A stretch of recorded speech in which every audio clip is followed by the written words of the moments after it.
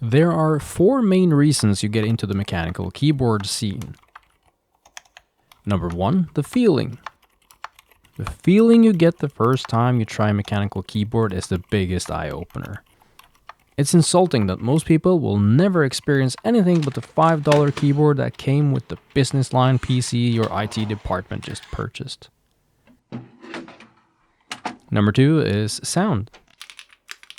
There are unlimited sound profiles for mechanical keyboards, but usually we split the switch type into 3 main categories: linear, tactile, and clicky. It's not the switches alone that make up the sound profile, but it's a good place to start. Some companies have better things to do though than focusing on the sound. If you're watching this, Blackmagic, hit me up so we can do a collab on the V2 of the speed editor. Number 3 is where you start to personalize things. Mechanical keyboards are extremely customizable. You can get different cases, plates, PCBs, switches, lubes, stabilizers, keycaps, custom tape mounts. The possibilities are absolutely endless, as long as your wallet also is. Number 4 is that you hate money. This hobby can get extremely expensive and set you back thousands of dollars. It doesn't have to be like that, but that's for another video. At one point, to not get fired, I had to get into silent switches. I started my hunt, and while I went through all the options, TTC was one of the brands that usually showed up. I was gonna buy some of those, but they beat me to it and sent me their frozen V2s and silent bluish white tactile switches. No money changed hands, but I do make a commission if you purchase them using my links below. Now let's take a closer look at the switches. The actuation force is 39, and we're looking at a 3.5mm total travel with a pre-travel of 2mm. Materials on the top and bottom housing is a bit of a mystery. There's no official data, and when I reached out to TTC themselves, they didn't provide any updated info. According to several other sites, they are both polycarbonate, while the stem is listed as polyoxymethylene, or POM, as normal humans say. The frozen come with a square stem, which should improve wobble and dust resistance, as well as a tighter acoustics and a more consistent sound profile. The stem has a mute ring to help dampen the key press. At the bottom of the bottom housing, we also have the mute pad, so these two work hard to keep the sound down together. Spring, leaf contact, and terminals are now silver white compared to the russet on the previous version. They added a condenser for the RGB said to enhance light guiding and boost brightness by 60%. They've been through a wear gold and silver process, which adds an anti-oxidation coating to improve switch oxidation, resistance, and durability. Lifetime 50 million presses, which is not something you normally care about because switches typically last forever. But I wanted to include it anyway because the Bluish surprised me with 80 million clicks. So let's look at the Bluish Tactile Silence. They have an actuation force of 42, so just a tad harder than the Frozens. Total travel and pre-travel are exactly the same, 3, 5, and 2. Since these are tactile, you'll feel a slight bump when you press them. This is the identifying factor of tactiles in general. For materials, I have to rely on other keyboard sites again, but they do list the following. Top housing is polycarbonate, bottom housing is polyamide 66, which is a type of nylon, and the stem is polyoxymethylene. This time the leaf contact and terminals are gold coated, while the spring seems to be silver. The spring is a double spring, making it longer and hopefully more snappy in the return. The stem is square here as well, sharing the characteristics with the Frozens, and we see the muted ring around it as well as the bottom housing mute pad. The Bluish does not come with the condenser for the RGB, so expect a bit less light.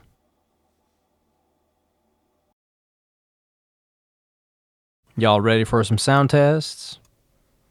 We'll be using the KBD Fans Holy 60 and swap switches around. These are all factory lubed, so no customization happened here. This is what comes out of the box. The Holder 60 is relatively open but has some dampening at the bottom and lubed stabs. The spacebar could use some more love though.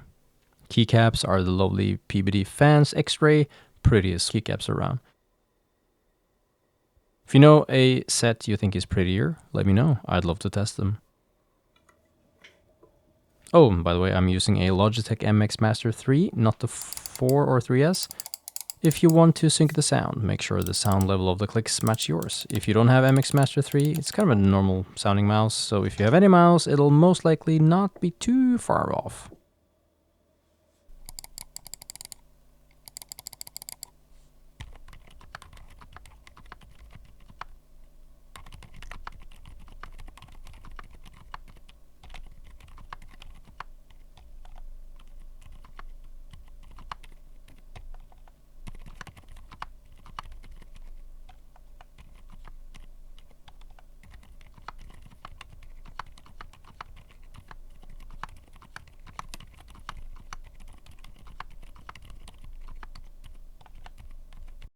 There we go. That was the...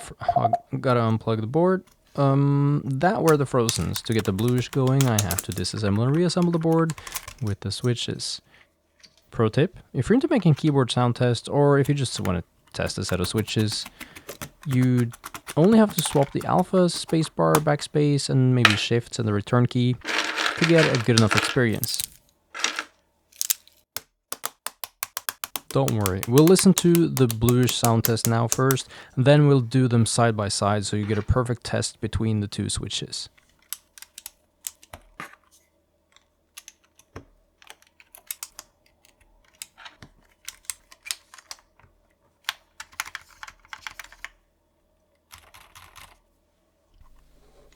I'm gonna get this plugged back in.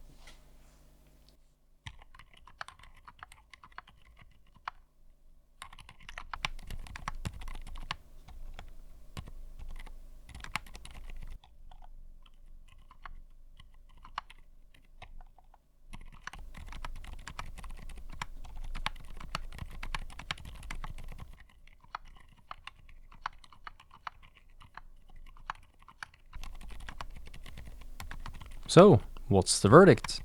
I like him. They're really silent, and with some custom tweaks, I'm sure they can be even more silent. My spacebar is rattling due to some stabs needing work.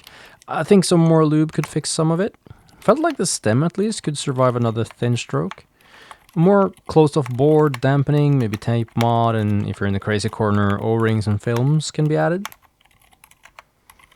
But a really good couple of sets for the collection. This is very safe for work. If you made it this far, thank you. Consider liking and subscribing so I can make more of these videos. Till next time, happy clicking, or technically not clicking.